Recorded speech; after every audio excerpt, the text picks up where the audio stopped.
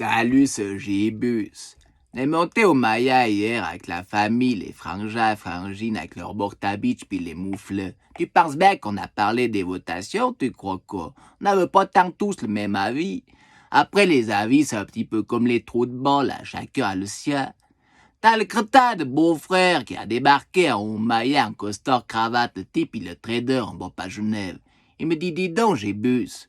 Moi, je vais pas me faire empoisonner par ce vaccin. Le boyatson, là, quand il va faire la noce en bas pas Genève, j'étais une fois avec lui. Il débarque au bar avec une poignée de médicaments dans les mains. Il me dit, tiens, ceci, Gibus, pour t'amuser. J'ai dit, tu rigoles ou bien nous, on va là pour s'amuser? On boit la petite tarvigne, un coup de rouge, puis à la limite, on roule un peu tard avec les plantes qu'on a fait pousser sur le balcon du Maya. On va pas prendre des médicaments. Le taberge, il a bouffé les médicaments, il sautait comme un cabri au milieu de la discothèque. Moi, j'ai eu peur, tu comprends. Au bout d'un moment, il me dit, viens, Gibus, on va au Paki. Le boyatson, il a traxé la moitié des putes du Paki sans capote, a bouffé des capsules bleues pour choper la trique. Puis après, il a peur de se faire empoisonner par le vaccin. Hein? Ouais, la frangine à mes écoles, elle a bientôt plus de comptes que Beyoncé, la reine de première catégorie à mes écoles. Tout le monde est au courant que son vieux, il la trompe à gauche, à droite. Mais elle dit rien, tu comprends? Il a tellement de pognon qu'elle a plus obligé de se courber pour ramasser les patates. Elle a calé chez Globus, payé 18 francs 50 la patate, cette sonnette. Alors bon, je dis pas, ça m'est arrivé aussi de traxer 2-3 saute-gouilles à la sortie du bal à volège. Et bon, le seul point sur lequel je suis d'accord avec le beau-frère, c'est que j'ai pas tant envie de me faire injecter du petit dans les veines. Après, il y a la belle-sœur, mon pauvre ami, il y a son gamin qui jouait dans la terre avec les cousins. Elle lui dit, dis donc Kevin, t'as mis le masque, tes cousins ils sont pas vaccinés, tu vas choper une saloperie. Puis enlève tes doigts de la bouche, ils sont pleins de terre, tu vas tomber malade. J'ai pris le croyebot, je dis, écoute ceci, boyatso. C'est pas que la terre que tu vas tomber malade. C'est à force d'écouter les salades de ta saute-gouille de mère qui se cultive que sur son compte TikTok. Tu m'étonnes qu'elle soit devenue à moitié toc.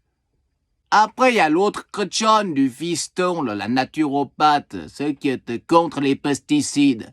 Elle a voté oui pour la loi des pesticides parce qu'elle veut pas de pesticides sur ses laitues, mais elle a été se faire vacciner, cette crotchonne, avec du petit qu'on sait même pas ce qu'il y a dedans. Elle m'a dit, oh, mais ça, c'est un acte civil, moi, je pense aux autres. J'ai dit, crotchonne, t'es pas tant équipé pour réfléchir. Ça tient pas la route, ce que tu dis. Alors, si tu veux jouer les musaraines de laboratoire, c'est ton problème, mais faut respecter ceux qui ont décidé de pas faire le vaccin, puis c'est tout. Parce que bientôt, dans un moment, on va voir sur les restaurants interdits aux chiens et aux non-vaccinés, tu vois comment, hein? Ça te rappelle pas quelque chose?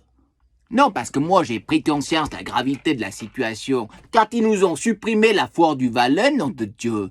C'est pas tant le fait qu'ils aient supprimé la foire du Valais qui m'a fait peur. C'est le fait que les Valaisans, ils ont rien dit, ils ont accepté, hein?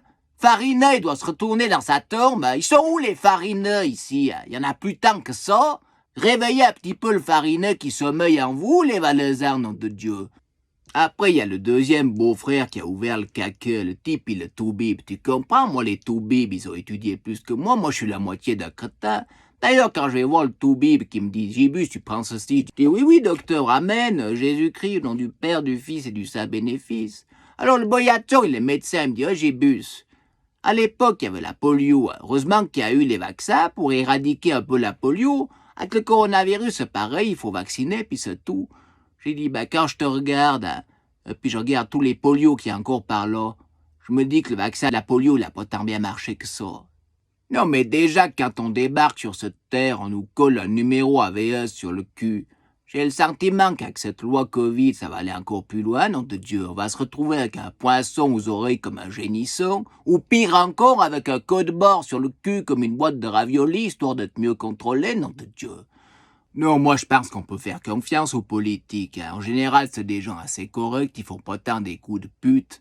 C'est pas le genre de personne qui va porter des genouillères pour pas se faire mal aux genoux à force de sucer des bites ou lécher des culs. Hein, les politiciens. Moi je te dis qu'ils sont rusés, ils ont bien joué leur coup. Hein. C'est comme quand tu dresses un gamin, t'as vu comment, hein? Nous, quand on était cruel, le curé, il nous disait quoi? Il nous disait, à l'époque, il y avait un ange en haut paradis. Il a secoué toutes les petites angettes. Puis le bon Dieu, il a été vers lui, il a dit, dis donc, trou de balle. Je vais te couper les ailes, je vais te mettre des cornes, puis une queue, tu fous le camp en enfer. Puis c'est le diable qui est né. Si tu fais du mal, je peux te dire que j'appelle le diable, puis tu vas voir comment. Les gamins morts de trouille, tu faisais ce que t'en voulais avec, puis c'est tout. Hein? La deuxième solution pour les gamins, pour les dresser, moi je l'ai enfermé au carnotier 48 heures, le gamin à mes coules. Il avait un petit peu de flotte pour boire. Quand il sortait après 48 heures, je lui faisais faire n'importe quoi. Hein? Il ferme sa gueule, il mange même du brocoli, le boyazzo. Tu vois comment, hein, si tu veux faire ce que tu veux avec les gens, tu les enfermes, puis quand ils sortent, ben, tu leur fais faire ce que tu veux, puis c'est tout. Hein. Ouais.